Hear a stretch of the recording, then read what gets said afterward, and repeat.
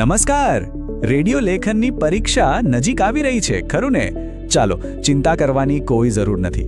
આજે આપણે સાથે મળીને આખા વિષય પર એક ઝડપી નજર નાખી લઈએ, જેથી પરીક્ષા માટે એકદમ તૈયાર થઈ જવાય. તો આજના આપણા મુખ્ય મુદ્દાઓ આ પ્રમાણે છે. આપણે શરૂઆત કરીશું ભારતમાં રેડિયોની સફર કેવી રહી તેનાથી. પછી સમજીશું કે રેડિયોના સંદેશા અસરકારક કેવી રીતે બને છે. ત્યાર પછી કોઈ પણ ઘટના સમાચાર ક્યારે બને છે એના ઘટકો જોઈશું. અને છેલ્લે શિક્ષણમાં રેડિયોનું શું મહત્વ છે એના પર વાત કરીશું. ચાલો તો સૌથી પહેલા વાત કરીએ ભારતમાં રેડિયોના ઇતિહાસની, કારણ કે કોઈ પણ વિષયને સમજવા માટે એના મૂળને જાણવું બહુ જરૂરી છે. આનાથી આપણને ખબર પડશે કે રેડિયો આજે જે સ્થાને છે ત્યાં સુધી કેવી રીતે પહોંચ્યો. તો જુઓ, આ ટાઈમલાઈન કેટલી રસપ્રદ છે. શરૂઆત ક્યાંથી થઈ? અમુક શોખીન લોકોની રેડિયો ક્લબ્સથી, અને ત્યાંથી સફર પહોંચી ઓલ ઇન્ડિયા રેડિયો જેવા એક મોટા શક્તિશાળી રાષ્ટ્રીય પ્રસારક સુધી. આ ખાલી રેડિયોનો જ વિકાસ નથી, પણ એ સમયના ભારતનો સામાજિક અને રાજકીય બદલાવ પણ આમાં સ્પષ્ટ દેખાય છે. અને પછી આવ્યું આ નામ, આકાશવાણી. કેટલો સુંદર શબ્દ છે, આકાશમાંથી આવતી વાણી. આ નામથી જ રેડિયો ફક્ત એક મશીન ન રહેતા લોકોના જીવનનો એક હિસ્સો બની ગયો. એને એક અલગ જ ઓળખ મળી. સારું, તો આપણે ઇતિહાસ તો જાણી લીધો, પણ હવે એક મહત્વનો સવાલ એ છે કે આજે રેડિયો પરથી જે કંઈ પણ પ્રસારિત થાય છે એ લોકો પર અસર કેવી રીતે કરે છે, આપણા વિચારોને કઈ રીતે પ્રભાવિત કરે છે. આ સમજવા માટે આપણે એક કમ્યુનિકેશનના કેટલાક સિદ્ધાંતો જોવા પડશે. સૌથી પહેલો જે વિચાર આવ્યો ને એ થોડો વિચિત્ર હતો. એને કહેવાય હાઇપોડર્મિક નીડલ મોડલ. મતલબ કે જાણે મીડિયા એક મોટી સિરિંજ હોય અને શ્રોતાઓ એકદમ નિષ્ક્રિય. બસ મીડિયા જે પણ સંદેશો આપે એ સીધો જ લોકોના મગજમાં ઇન્જેક્શનની જેમ ઉતરી જાય. કોઈ સવાલ નહીં, કોઈ વિચાર નહીં. અલબત્ત હવે આપણે જાણીએ છીએ કે વાસ્તવિકતા આનાથી ઘણી અલગ અને જટિલ છે. પછી સંશોધકોને સમજાયું કે લોકો એટલા પણ નિષ્ક્રિય નથી. એટલે એક નવો સિદ્ધાંત આવ્યો, 2 સ્ટેપ ફ્લો. આ સિદ્ધાંત કહે છે કે મીડિયાનો સંદેશો પહેલા સીધો બધા લોકો સુધી નથી પહોંચતો. એ પહેલા સમાજના અમુક પ્રભાવશાળી લોકો સુધી પહોંચે છે, જેમને આપણે ઓપિનિયન લીડર્સ કહી શકીએ. અને પછી આ લોકો એ સંદેશાને પોતાના શબ્દોમાં, પોતાની સમજ સાથે બીજા લોકો સુધી પહોંચાડે. તો મૂળભૂત તફાવત શું થયો? જૂનો સિદ્ધાંત એમ માનતો હતો કે સંચાર એ એક વન વે રોડ છે, જ્યાં શ્રોતાઓનું કામ બસ સાંભળવાનું છે. જ્યારે આધુનિક સિદ્ધાંત કહે છે કે ના, સંચાર તો એક 2 વે રોડ છે. એ એક સંવાદ છે જ્યાં શ્રોતાઓ પણ સક્રિય રીતે ભાગ લે છે અને તેમનો પ્રતિભાવ ખૂબ જ મહત્વનો છે. ચાલો હવે આગળ વધીએ. આપણને એ તો ખબર પડી કે સંદેશા કેવી રીતે ફેલાય છે, પણ સવાલ એ છે કે કઈ વાત સંદેશો એટલે કે સમાચાર બનવાને લાયક છે. દુનિયામાં તો રોજ કરોડો ઘટનાઓ બને છે, પણ એમાંથી થોડીક જ સમાચાર બને છે. આવું કેમ? એ સમજવા માટે આપણે સમાચારના ઘટકોને જાણવા પડશે. ક્યારેય વિચાર્યું છે, આટલી બધી ઘટનાઓમાંથી એવી તો કઈ ખાસ વાત હોય છે જે કોઈ સામાન્ય ઘટનાને એક બ્રેકિંગ ન્યૂઝ બનાવી દે છે? વેલ, પત્રકારો આ નક્કી કરવા માટે અમુક માપદંડોનો ઉપયોગ કરે છે. જાણે કે એક ચેકલિસ્ટ હોય, એમાં મુખ્ય છે પ્રભાવ, નિકટતા, સમયસરતા, સંઘર્ષ, કોઈ જાણીતી વ્યક્તિ સંકળાયેલી હોય એ, અને વિચિત્રતા. ચાલો આમાંથી 2-3 મુખ્ય મુદ્દાઓને જરા ઊંડાણમાં સમજીએ. પહેલું અને સૌથી મહત્વનું છે પ્રભાવ. એટલે કે કોઈ ઘટનાથી કેટલા લોકોના જીવન પર અસર પડે છે. જેમ કે જો સરકાર ટેક્સ વધારે તો એ લગભગ બધાને અસર કરશે, એટલે મોટા સમાચાર છે. એ જ રીતે કોઈ વૈજ્ઞાનિક કેન્સરની દવા શોધે તો એની અસર આખી દુનિયા પર પડશે. બીજો છે નિકટતા, એટલે કે નજીક હોવું. જે ઘટના આપણી આસપાસ બને છે એ આપણને વધુ સ્પર્શે છે. આપણા પોતાના શહેરમાં નાનો રોડ અકસ્માત થાય તો એ આપણા માટે બીજા દેશમાં આવેલા મોટા ભૂકંપ કરતાં પણ વધુ સુસંગત સમાચાર હોઈ શકે છે. આ માનવ સ્વભાવ છે. સારું, અત્યાર સુધી આપણે રેડિયોને સમાચાર અને મનોરંજન સાથે જોડ્યો, પણ શું આપણે જાણીએ છીએ કે રેડિયો એક બહુ સારો શિક્ષક પણ છે? હા, આપણા છેલ્લા વિભાગમાં આપણે શિક્ષણના ક્ષેત્રમાં રેડિયોની જે અદ્ભુત ભૂમિકા છે તેના પર એક નજર કરીશું. પહેલાં તો એ સમજવું જરૂરી છે કે શિક્ષણના 2 મુખ્ય પ્રકાર છે. એક છે ઔપચારિક શિક્ષણ, એટલે કે જે આપણે સ્કૂલ કોલેજમાં જઈને એક ચોક્કસ અભ્યાસક્રમ મુજબ મેળવીએ છીએ, અને બીજું છે અનૌપચારિક શિક્ષણ, જે આપણને જીવનના વ્યવહારુ જ્ઞાન જેમ કે ખેતી, આરોગ્ય કે સામાજિક જવાબદારીઓ વિશે શીખવે છે. અને અહીં જે રેડિયોની અસલી તાકાત દેખાય છે એ ઔપચારિક શિક્ષણમાં, જેમ કે ઓપન યુનિવર્સિટીના કાર્યક્રમોમાં તો મદદ કરે જ છે, પણ અનૌપચારિક શિક્ષણમાં તો એનો કોઈ જવાબ નથી. એ ગામડાના ખેડૂતો સુધી ખેતીની નવી ટેકનિક પહોંચાડે છે, ગૃહિણીઓને આરોગ્યની માહિતી આપે છે અને કામદારોને તેમના હકો વિશે જાગૃત કરે છે. અને આ વાત ઓલ ઇન્ડિયા રેડિયોના મૂળભૂત સિદ્ધાંત સાથે જોડાયેલી છે. એનું સૂત્ર જ છે બહુજન હિતાય બહુજન સુખાય, એટલે કે મોટાભાગના લોકોના હિત અને સુખ માટે. અને શિક્ષણ કરતાં લોકોનું હિત સાધવાનો બીજો કયો સારો રસ્તો હોઈ શકે? સારું, તો આજની આપણી ચર્ચા અહીં પૂરી કરીએ. પણ જતા પહેલાં એક સવાલ મનમાં મૂકીને જાઉં છું. જરા વિચારો, આજનો જમાનો તો વિડીયો અને ઇન્ટરનેટનો છે, બરાબર? તો આવા સમયમાં શું ફક્ત અવાજ એટલે કે રેડિયો જેવું સાદું માધ્યમ હજુ પણ સમાજને કંઈક શીખવી શકે છે, લોકોને જોડી શકે છે? આના પર વિચાર જરૂર કરજો. અમારી સાથે જોડાવા બદલ આભાર. આપનું સ્વાગત છે. આજે આપણે રેડિયોની અદૃશ્ય દુનિયામાં થોડા ઊંડા ઉતરીશું. આપણી પાસે જે સ્ત્રોત છે તે આપણને એ કળા શીખવે છે કે માત્ર અવાજના આધારે શ્રોતાઓના મનમાં એક આખી દુનિયા કેવી રીતે ઊભી કરવી. તો આજે આપણે એના પાયાના પથ્થરોથી શરૂ કરીશું, એટલે કે ધ્વનિ. પછી જોઈશું કે એનાથી સમાચારોની ઇમારત કેવી રીતે બને છે અને અંતે મુલાકાતની કળાને પણ સમજીશું.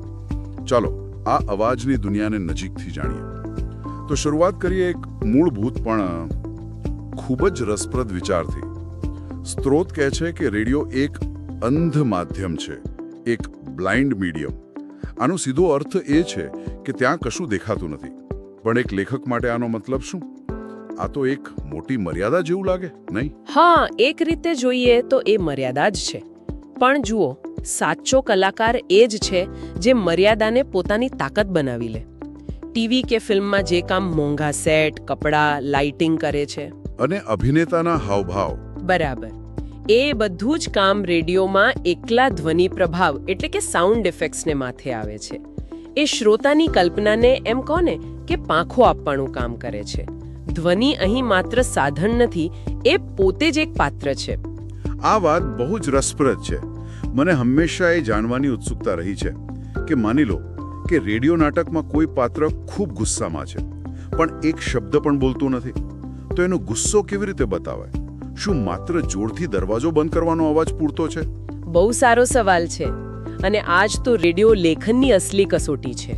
જુઓ, માત્ર દરવાજો પછાડવાનો અવાજ તો ખાલી એક ક્રિયા બતાવે છે, પણ એ પહેલા જો આપણે એ પાત્રના ઝડપી ભારે શ્વાસનો અવાજ ઉમેરીએ, અચ્છા, પછી ટેબલ પર મુઠ્ઠી પછાડવાનો એક ક્ષણિક ધબ્બો, અને પછી જોરથી દરવાજો પછાડવાનો અવાજ આવે, તો આ ત્રણ અવાજો ભેગા મળીને માત્ર ક્રિયા નહીં પણ ગુસ્સાની આખી તીવ્રતા અને મનોસ્થિતિ રજૂ કરે છે. આ જ ધ્વનિ પ્રભાવનો જાદુ છે. જાવે છે. જેમ કે પહેલું છે સ્થળ દર્શાવવું. બિલકુલ. જો પાત્રો વાત કરતા હોય અને પાછળથી મશીનોનો ઘોંઘાટ સંભળાય, તો આપણું મન તરત જ એક કારખાનાનું ચિત્ર બનાવી લે છે. સાચી વાત. પણ ખરી કળા તો એ છે કે કયો અવાજ વાપરવો. જેમ કે બગીચો બતાવવા પક્ષીઓનો કલરવ વપરાય, પણ સવારના દ્રશ્યમાં કોયલનો ટહુકો એકદમ શાંત અને સુખદ વાતાવરણ બનાવે. પણ એ જ દ્રશ્યમાં જો કાગડાનો કર્કશ અવાજ ઉમેરી દઈએ તો તરત જ એક અશુભ કે તણાવપૂર્ણ માહોલ ઊભો થઈ શકે છે. એટલે ધ્વનિ માત્ર સ્થળ નથી બતાવતો, એ લાગણીઓનું પણ નિર્માણ કરે છે. અને બીજું કાર્ય છે સમયનું સૂચન. જેમ કે સવાર માટે કુકડાનો અવાજ કે રાત માટે તમરાનો અવાજ. હા. અને ત્રીજું, જે આપણે હમણાં જ વાત કરી, તે છે ક્રિયા દર્શાવવી. ચાલવાના પગલાંથી લઈને તલવારબાજી સુધી બધું જ. અને ચોથું, જે ટેકનિકલી બહુ મહત્વનો ઉપયોગ છે, તે છે સમય પરિવર્તન એટલે કે ટ્રાન્ઝિશન. જ્યારે દ્રશ્ય બદલાય ત્યારે અવાજ એક પુલનું કામ કરે છે. માની લો કે એક પાત્ર શહેરમાંથી ટ્રેનમાં બેસીને ગામડે જાય છે. હા. તો પહેલા શહેરનો ટ્રાફિકનો ઘોંઘાટ, પછી રેલવે સ્ટેશનનું એનાઉન્સમેન્ટ, પછી ટ્રેન ચાલવાનો અવાજ ધીમે ધીમે વધે, અને પછી એ અવાજ ઓછો થતાં જ ગામડાના પક્ષીઓનો કલરવ શરૂ થાય.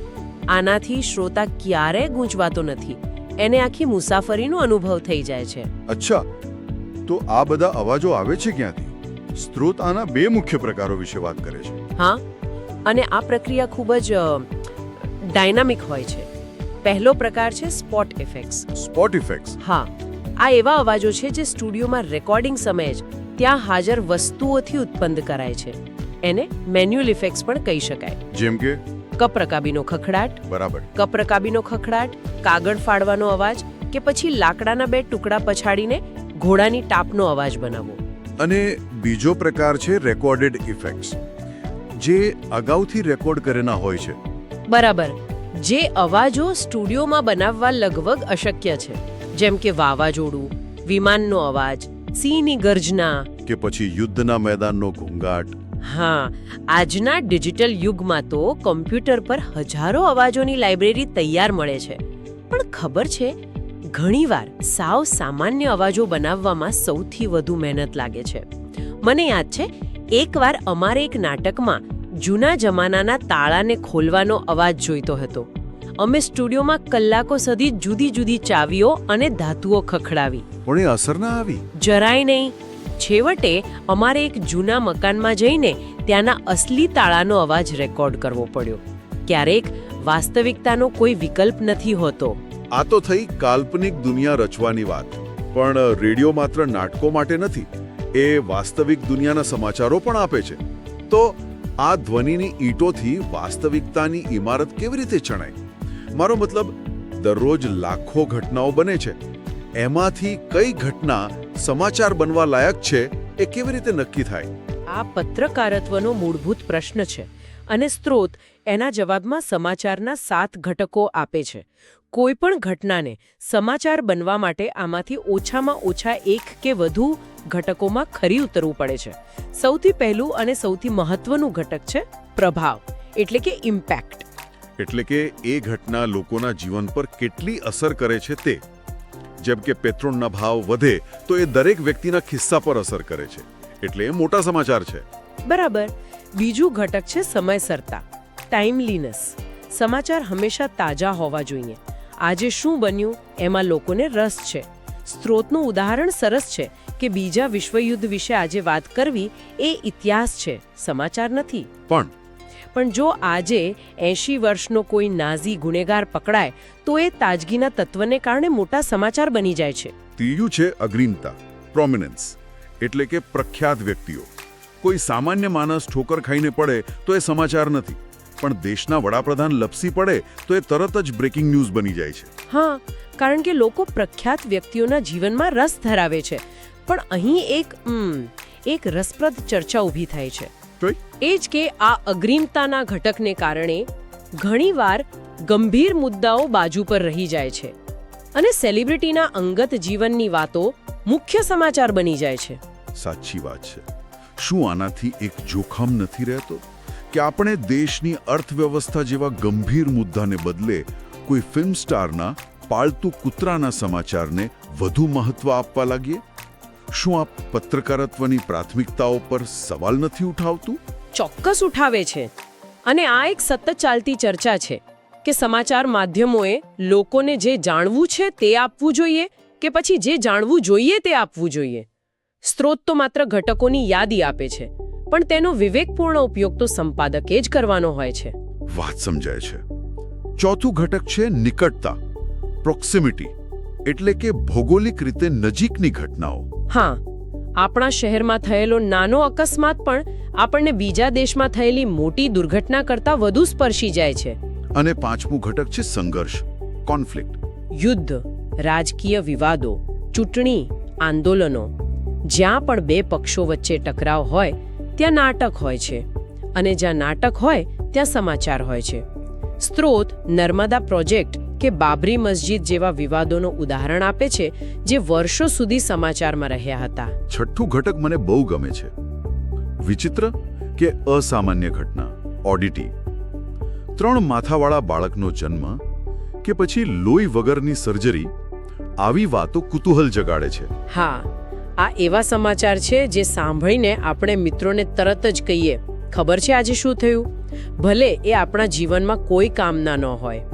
અને 7મું અને છેલ્લું ઘટક છે સાંપ્રતતા, કરન્સી, એટલે કે એવા વિષયો જે હાલમાં ચર્ચામાં છે. જેમ કે જો પર્યાવરણ વિશે વૈશ્વિક સ્તરે ચિંતા ચાલી રહી હોય ત્યારે કોઈ શહેરમાં વૃક્ષો કાપવાની નાની ઘટના પણ મોટા સમાચાર બની શકે છે. તો આપણે જોયું કે સમાચાર બનવા માટે આ બધા ઘટકો કેટલા જરૂરી છે, પણ આ ઘટકોને શ્રોતાઓ સુધી પહોંચાડવાનો શ્રેષ્ઠ માર્ગ કયો? ઘણીવાર એ માર્ગ હોય છે સીધી એ ઘટના સાથે જોડાયેલી વ્યક્તિ સાથે વાત કરવાનો, એટલે કે એક મુલાકાત. અહીંથી આપણે રેડિયો મુલાકાતની કળા તરફ આગળ વધીએ છીએ. હા, અને સ્ત્રોત મુજબ મુલાકાતોનું વર્ગીકરણ 2 રીતે થાય છે. એક, તે ક્યાં લેવાઈ રહી છે તે સ્થળના આધારે, અને બીજું, જે વધુ મહત્વનું છે, તે મુલાકાત લેવાનો હેતુ શું છે તેના આધારે. પહેલા સ્થળ આધારિત પ્રકારો જોઈએ. પહેલો છે સ્થળ પરની મુલાકાત, સ્પોટ ઇન્ટરવ્યુઝ. આ એકદમ ટૂંકી અને ત્વરિત હોય છે. જેમ કે બજેટ બહાર પડ્યા પછી તરત જ કોઈ ગૃહિણીને પૂછવું કે તમારા રસોડા પર શું અસર પડશે. બીજો પ્રકાર છે કાર્યક્ષેત્ર પરની મુલાકાતો, ફિલ્ડ ઇન્ટરવ્યુઝ. આમાં તમે વ્યક્તિના કામના સ્થળે જઈને વાત કરો છો, ખેતરમાં ખેડૂત સાથે, હોસ્પિટલમાં ડોક્ટર સાથે. આનાથી વાતચીતમાં એક વાસ્તવિકતા આવે છે, નહીં? બિલકુલ, અને પાછળ આવતા અવાજો પણ વાર્તાનો ભાગ બની જાય છે. અને ત્રીજો સૌથી સામાન્ય પ્રકાર સ્ટુડિયો મુલાકાતો, સ્ટુડિયો ઇન્ટરવ્યુઝ, જ્યાં શાંત વાતાવરણમાં કોઈ વિષય પર ઊંડાણપૂર્વક વિગતવાર ચર્ચા થઈ શકે છે. અચ્છા, હવે વાત કરીએ હેતુ આધારિત પ્રકારોની, જે લેખક અને મુલાકાત લેનાર માટે વધુ માર્ગદર્શક છે. હા, આમાં પહેલો પ્રકાર છે માહિતીજન્ય મુલાકાત, ઇન્ફોર્મેટિવ ઇન્ટરવ્યૂ. આનો મુખ્ય હેતુ શ્રોતાઓ સુધી તથ્યો અને સાચી માહિતી પહોંચાડવાનો હોય છે. જેમ કે કોઈ સાયબર એક્સપર્ટને પૂછવું કે ઓનલાઈન ફ્રોડથી બચવા શું કરવું. અહીં લાગણી કે મંતવ્યોને સ્થાન નથી, માત્ર હકીકતો પર ભાર હોય છે. આ પ્રકારની મુલાકાતમાં મુલાકાત લેનારની તૈયારી ખૂબ જ મહત્વની બની જાય છે. જો એને જ વિષયનું પૂરતું જ્ઞાન ન હોય તો એ સાચા સવાલ જ નહીં પૂછી શકે. સાચી વાત. બીજો પ્રકાર છે અર્થઘટનયુક્ત મુલાકાત, ઇન્ટરપ્રિટેટિવ ઇન્ટરવ્યૂ.